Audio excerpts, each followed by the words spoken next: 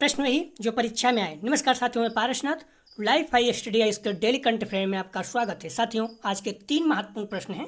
पहला, संयुक्त राष्ट्र ने किसे सतत विकास लक्ष्यों का एडवोकेट नियुक्त किया है? दूसरा, चर्चा में रहा मुरा द्रवा डेन्यूब क्या है? तीसरा, चर्चा में रहा UNAMA क्या है? साथियों, प्रश्नों पर आएँ उससे पहले यदि आप लोग चैनल को सब्सक्राइब नहीं किए तो प्लीज़ चैनल को सब्सक्राइब, शेयर और लाइक कीजिए। वीडियो को लाइक जरूर कीजिए, इससे मोटिवेशन मिलता है। आइए देखते हैं आज का पहला प्रश्न। हाल ही में संयुक्त राष्ट्र ने किसे सतत विकास लक्ष्यों का एडवोकेट अर्थात वकील नियुक्त किया है? ए, कैलाश सत्यार्थी जी, बी, वैलेंटिना रावानल जी, सी, ब्रैड स्मिथ जी, डी, ब्लैक पिंक जी। साथियों, इसका सही जवाब है ए, कैलाश सत्यार्थी जी। महत्वपूर्ण प्रश्न है ये। नोबेल शांति पुरस्कार से सम्मानित कैलाश सत्यार्थी को संयुक्त राष्ट्र महासचिव एंटोनियो गुतेरेस ने महासभा के 76वीं बैठक से पहले सतत विकास लक्ष्य पैरोकार नियुक्त किया है। इस पॉइंट को ध्यान रखना, ये प्रश्न पूछा जा चुका है। संयुक्त राष्ट्र महासचिव कौन है? एंटोनियो गुतेरेस, ये याद होना चाहिए। गुतेरेस ने सत्यार्थी, स्टेम कार्यकर्ता वैलेंटिना रावानल, माइक्रोसॉफ्ट के अध्यक्ष ब्रैड स्मिथ और के पॉप सुपरस्टार ब्लैक पिंक को नया SDG पैरोकार नियुक्त किया है। अगला प्रश्न है, किस मंत्रालय ने एक पहल ड्राइव नामक अखिल भारतीय विशेष अभियान लॉन्च किया है? ए, कानून और न्याय मंत्रालय, बी, वित्त मंत्रालय, सी, ग्रामीण विकास मंत्रालय, डी, इनमें से कोई नहीं। साथियों, इसका सही जवाब है ए, कानून और न्याय मंत्रालय। कानून और न्याय मंत्रालय द्वारा दरवाजे पर न्याय वितरण के लिए एक पहल ड्राइव नामक एक अखिल भारतीय विशेष अभियान शुरू किया था, जिसके कारण चर्चा में है। टेली लॉ के तहत बड़े पैमाने पर पंजीकरण को प्रोत्साहित करने के लिए यह अभियान शुरू किया गया था। न्याय विभाग और नालसा ने इस अभियान की शुरुआत की। इस अभियान का उद्देश्य भारतीय नागरिकों के न्याय तक पहुंच की इच्छा को साकार करना है। अगला प्रश्न है, किस संगठन ने इलेक्ट्रिक वाहनों के लिए सार्वजनिक चार्जिंग स्टेशन स्थापित करने के लिए कन्वर्जेंस एनर्जी सर्विसेज लिमिटेड के साथ समझौता ज्ञापन पर हस्ताक्षर किए हैं? पहला, A, UP power corporation limited, B, Calcutta electric supply corporation, C, Punjab Urja Vikas agency, D, Bangalore electricity supply company limited. साथियों, उसका सही जवाब है सी, पंजाब ऊर्जा विकास एजेंसी।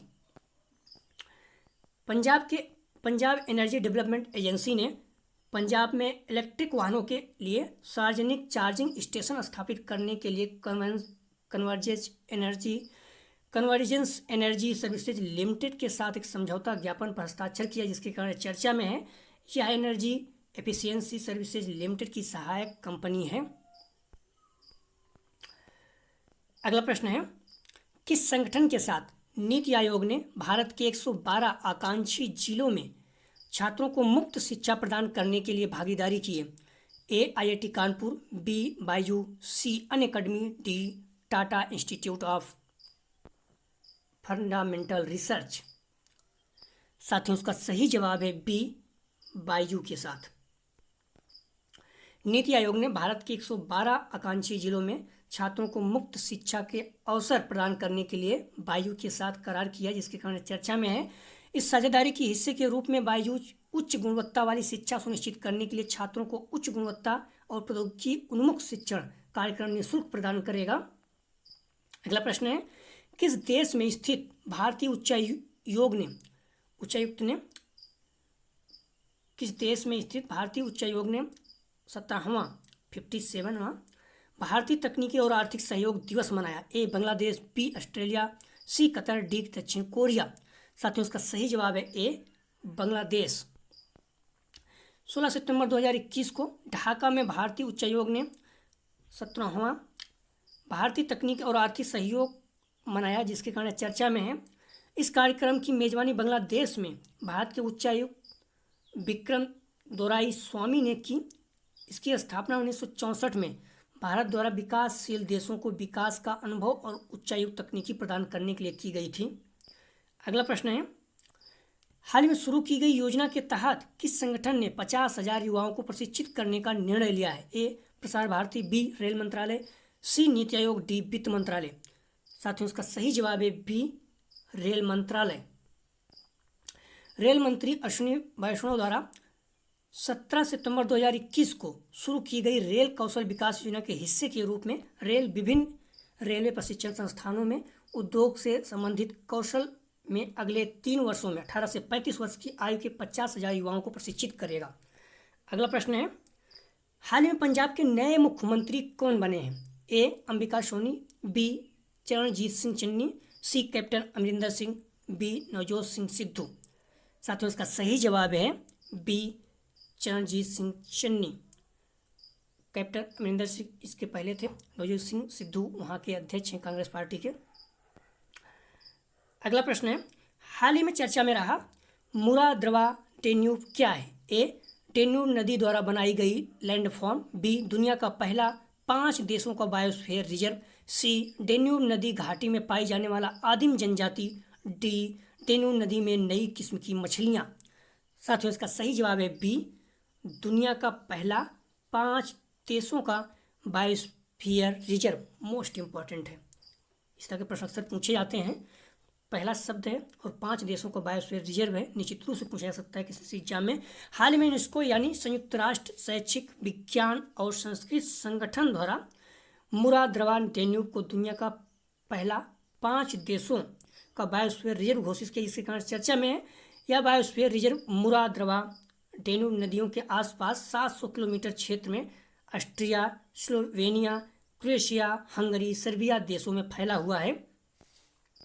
अगला प्रश्न है, हाल ही में चर्चा में रहा स्ट्रोफोडम जैसलमेरेंसिस क्या है? हाल ही में चर्चा में रहा स्ट्रोफोडस जैसलमेरेंसिस क्या है? ए राजस्थान के दलदली क्षेत्र में खोजी गई सांप की एक नई प्रजाति, बी जुरासिक काल से संबंधित सार्क की एक प्रजाति, सी हाल ही में खोजी गई औषधि पौधे की एक प्रजाति, डी उपयुक्त में से कोई नहीं।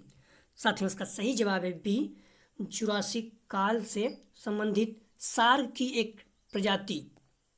महत्वपूर्ण प्रश्न है, स्ट्रोफोडस जैसलमेरेंसिस जुरासिक काल से संबंधित सार्क हाइबोडन सार्क की एक प्रजाति है।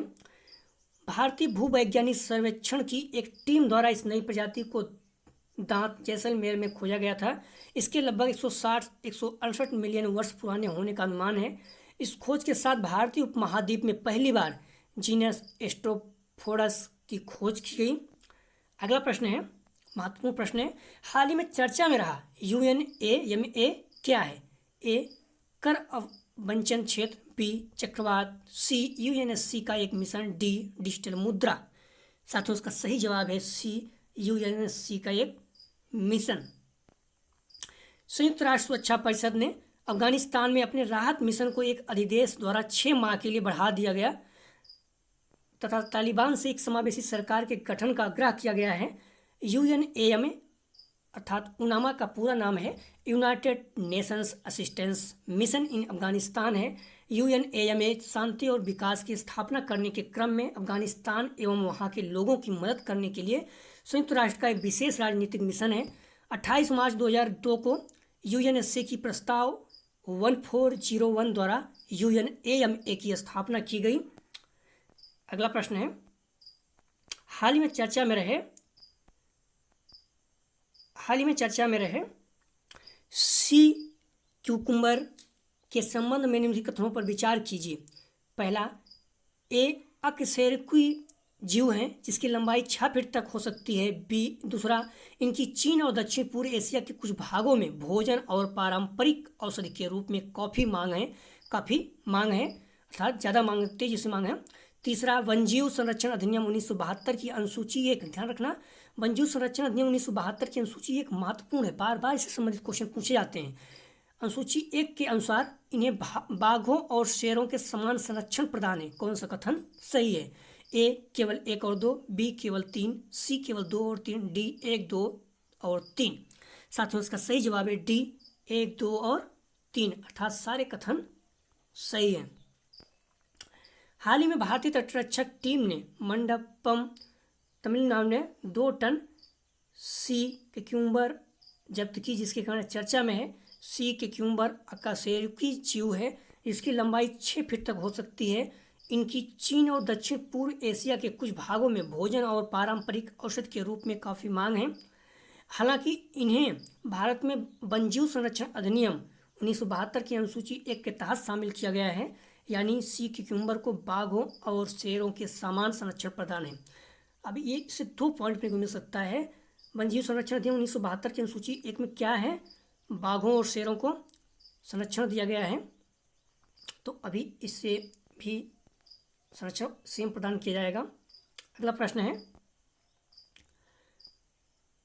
G33 समूह के संबंध में निम्नलिखित कथनों पर विचार कीजिए। पहला, यह विकासशील देशों के कृषि व्यापार संबंधी हितों की रक्षा के लिए WTO के कनकुन मंत्री स्तरीय सम्मेलन की गठित एक फोरम है।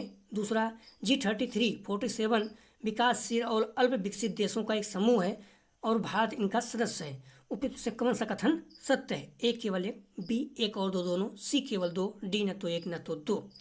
साथियों, इसका सही जवाब है बी 1 और 2 दोनों कथन सही है। महत्वपूर्ण प्रश्न है। हाल ही में भारत के वाणिज्यिक और उद्योग मंत्री ने G33 की वर्चुअल अनौपचारिक मंत्री स्तरीय बैठक को संबोधित करते हुए विश्व व्यापार संगठन एग्रीमेंट ऑन एग्रीकल्चर पर ध्यान देने की बात कही। इसके कारण चर्चा में है।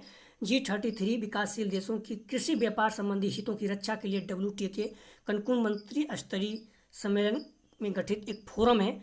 G33 विकासशील और अल्प विकासशील देशों का एक समूह है और भारत इसका सदस्य है। जिन संगठनों का भारत सदस्य रहता है वह संगठन महत्वपूर्ण हो जाता है, यह समूह।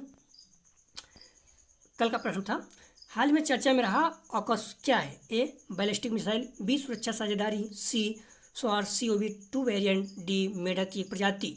तो साथियों, इसका सही जवाब था बी सुरक्षा साझेदारी है। महत्वपूर्ण प्रश्न है।